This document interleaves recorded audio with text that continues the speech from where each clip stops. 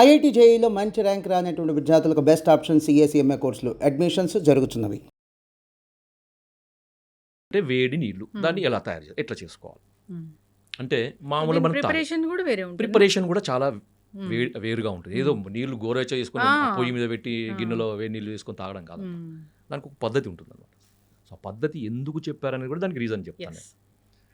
ముందుగా ఎలా చేసుకోవాలంటే మామూలుగా మనం తాగే నీళ్లు చాలామందికి అపార్ట్మెంట్లు ఉన్న వాళ్ళకి ఆర్ఓ నీళ్లు మాత్రమే దొరుకుతాయి, లేదు కొంతమందికి మున్సిపల్ ట్యాప్ నీళ్లు దొరుకుతాయి, కొంతమందికి బావి నీళ్లు దొరుకుతాయి, మినరల్ వాటర్ కూడా దొరుకుతాయి. కాకపోతే ఏంటంటే వీలైనంత వరకు మినరల్ వాటర్ అవాయిడ్ చేయండి, ఆర్ఓ వాటర్ కూడా అవాయిడ్ చేయండి వీలైతే.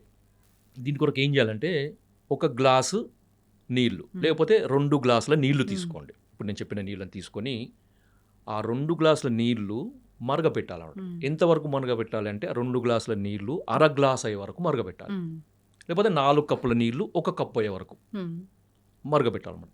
ఇప్పుడు తీసుకోవాల్సింది ట్యాప్ వాటర్. ట్యాప్ వాటర్ అయితే చాలా మంచిది, ఎందుకంటే ట్యాప్ వాటర్ మనకి కృష్ణా వాటర్ కానీ మంజీరా వాటర్ కానీ మనకి నదుల నీళ్ళే దాదాపుగా మనకి మున్సిపల్ వాటర్ తీసుకుంటే మంచిది అనమాట. బావి నీళ్ళైనా మంచిదే. దీన్ని చతుర్భాగ అవశేష ఉష్ణోదకము అంటారు. అంటే ఒక భాగాన్ని 4 భాగాలు అయ్యే వరకు మరగబెట్టిన నీళ్ళు అనమాట. లేదు మాకు ఇంకా కొంచెం తొందరగా కావాలి, మాకు అంత టైం లేదంటే అర్ధ భాగ అవశేషం, అంటే 2 కప్పుల నీళ్లు 1 కప్పు అయ్యే వరకు, లేకపోతే 1 గ్లాసు నీళ్లు అర గ్లాస్ అయ్యే వరకు అర్ధ భాగ అవశేషం.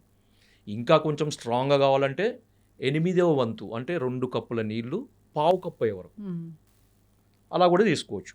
లేదు అంటే అర్ధ భాగం కానీ చతుర్భాగంగా అంటే 1/4 రెడ్యూస్ కానీ లేకపోతే హాఫ్ రెడ్యూస్ నీళ్లు కానీ మనం చేసుకోవచ్చు అనమాట. సో మరగబెట్టి సన్నటి మంట మీద మరగబెట్టేసింది. కొంచెం టైం పడుతుంది, కొంచెం టైం పట్టినా ఓపికగా చేసుకోండి. చేసుకొని దీన్ని ఏం వడపోయాల్సిన అవసరం లేదు, దాన్ని డైరెక్ట్గా మనము తాగగలిగేంత వేడిగా ఉన్నప్పుడు మీరు టీ లాగా తాగేసేయండి. తాగగలిగేంత వేడిగా ఉన్నప్పుడు దీన్ని తాగాలన్నమాట. సార్ మరి ఇది ఎప్పుడు తాగాలి అంటే దీనికి ఒక పద్ధతి కూడా ఉంది, తయారు చేసుకునే పద్ధతి ప్లస్ తాగే విధానం. ఎప్పుడు అంటే రాత్రిపూట భోజనం చేసిన తర్వాత 2 గంటల గ్యాప్ ఇచ్చి తాగాలన్నమాట. ఎందుకు అంటే మనకు తీసుకున్న ఆహారము పూర్తిగా జీర్ణమయ్యి మనకి పొట్టలోకి వచ్చినప్పుడు ఇది తీసుకోవాలన్నమాట. సో అందుకని ఏంటంటే మనకి ఈ ఫుడ్తోని కలవడం జరగదు. మామూలు ఉదాహరణకి మీరు 7 గంటలకి లేకపోతే 8 గంటలకు మీరు రాత్రి డిన్నర్ చేస్తారనుకోండి, 10ంటికి తీసుకోండి. లేకపోతే కొంచెం ఎర్లీగానే తీసుకోవాల్సిన మీకు అనిపిస్తే 7 గంటలకు మీరు భోజనం చేసేసి 9 గంటల వరకు తీసుకొని మీరు ఒక 10 నిమిషాల తర్వాత పడుకోండి, లేకపోతే అర్ధ గంట తర్వాత పడుకోండి, మీ ఇష్టం. కానీ తిన్న తర్వాత మాత్రం అంటే రాత్రి డిన్నర్ తర్వాత మాత్రం ఒక 2 గంటల గ్యాప్ మాత్రం ఖచ్చితంగా ఇవ్వాలి. ఓకే, ఇది తీసుకునే టైము, మనం తయారు చేసుకునే పద్ధతి. రెండవది, సార్ మరి దీనివల్ల మనకు ఉపయోగాలు ఏంటి? అందరికీ మనకి డౌట్ కదా, మీరు తీసుకోమన్నారు మేము తీసుకుంటాం, కానీ దీనివల్ల ఏం సార్ మాకేం బెనిఫిట్, ఎందుకు తీసుకోవాలి సార్, మాకేం పని లేదా అని అడుగుతారు కదా. చెప్తాను. దీనికి ఏంటంటే మొట్టమొదటి ఉపయోగం ఇది, నేను ఒక ఆయుర్వేద దీనికి సంబంధించిన ఒక శ్లోకాన్ని మీకు ఎక్స్ప్లెయిన్ చేస్తాను అనమాట, నా దగ్గర ఉంది అది. దీన్ని ఏమని చెప్పారంటే నిషి ఉష్ణోదక పానం శ్లేష్మ ఆమ మేధోగ్నం వస్తిశోధన దీపనం శ్వాసకాస జ్వరహరం పీతం ఉష్ణోదకం నిషి. దీంట్లో మనం గమనించాల్సింది ఏంటంటే ఆమదోషము, తర్వాత శ్లేష్మదోషము, తర్వాత మేధోగ్నం, మేధస్సు అంటే ఫ్యాట్. ఎవరైతే ఇంతకుముందు నేను కొన్ని ఒబెసిటీకి వాడే మందులకు అనుగుణంగా అవి వాడుతూ కూడా రాత్రిపూట ఇప్పుడు నేను చెప్పిన విధానంలో వేడి నీళ్ళు కనుక తాగితే మనకి ఫ్యాట్ కూడా తగ్గుతుంది, ఖర్చు లేని వైద్యం అన్నమాట. కొంతమందికి ఏ మందు వాడడం సార్, మేము ఎక్సర్సైజ్ చేయం, డైట్ చేయం, ఏదైనా టిప్ చెప్పండి అంటే ఇది చెప్తాను నేను.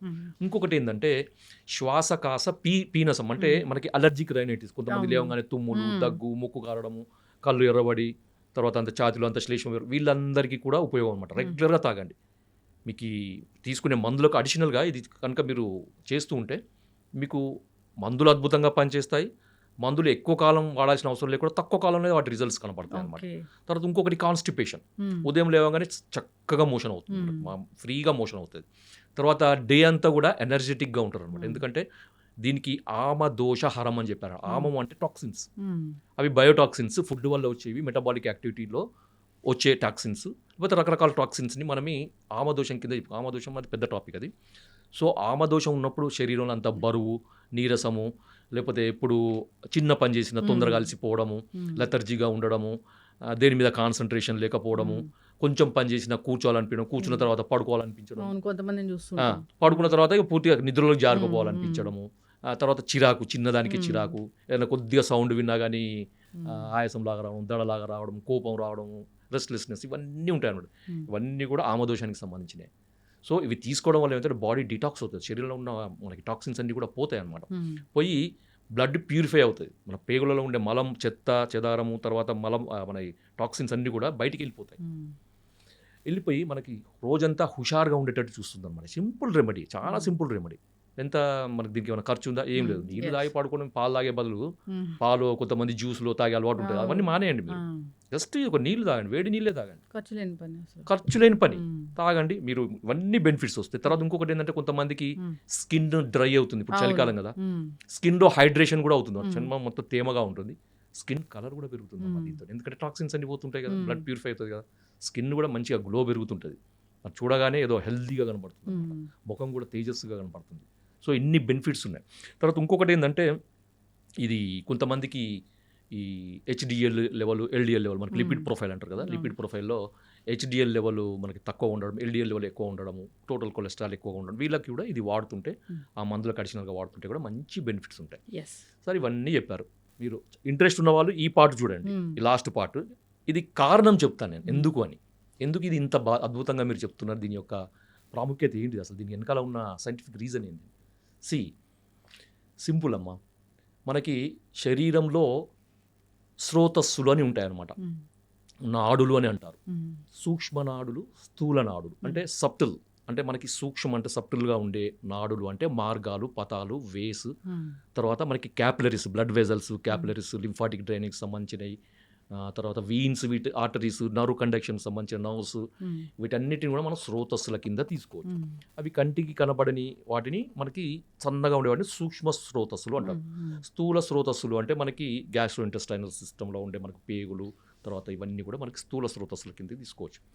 వీటన్నిటి కూడా మార్గాలు అన్నమాట. అంటే మనకి వాత, పిత్త, కఫాలు కానీ, ఆహారం కానీ, తర్వాత రసధాతు కానీ, ధాతులు కానీ, రక్తం కానీ, మలినాలు కానీ, ద్రవ పదార్థాలు కానీ, ఒక మనకి నర్వ్ కండక్షన్ కానీ ఒక దగ్గర నుంచి ఇంకో దగ్గరికి మూవ్ కావాలంటే ఈ స్రోతస్సులు క్లియర్గా ఉండాలి. ఓకే, ఎప్పుడైతే ఈ స్రోతస్సులలో లేదా ఈ మార్గాలలో, ఈ దారులలో అడ్డంకులు ఉంటాయో వాటిని స్రోతావరోధము అంటారు. ఈ స్రోతావరోధము తొలగిపోవడానికి అగ్నితత్వం కావాలి. అంటే ఒక ఫైర్ ఎనర్జీ అన్నమాట. ఒక ఫైర్ ఎనర్జీ ఉన్నప్పుడు ఏంటంటే ఆ స్రోతస్సులు అనేవి బ్రేక్ అవుతాయి, ఎందుకంటే వాటిలో ఉండే అడ్డంకులు అనేవి కరిగిపోతాయి అన్నమాట. సో మేధోధాతు ఫ్యాట్ వల్ల కానీ అది అడ్డంకి ఉండొచ్చు, శ్లేష్మధాతు వల్ల కూడా ఉండొచ్చు కదా. సో వీటి వల్ల వచ్చే స్రోతావరోధం పోవడానికి అగ్ని యొక్క తత్వం అవసరం అన్నమాట.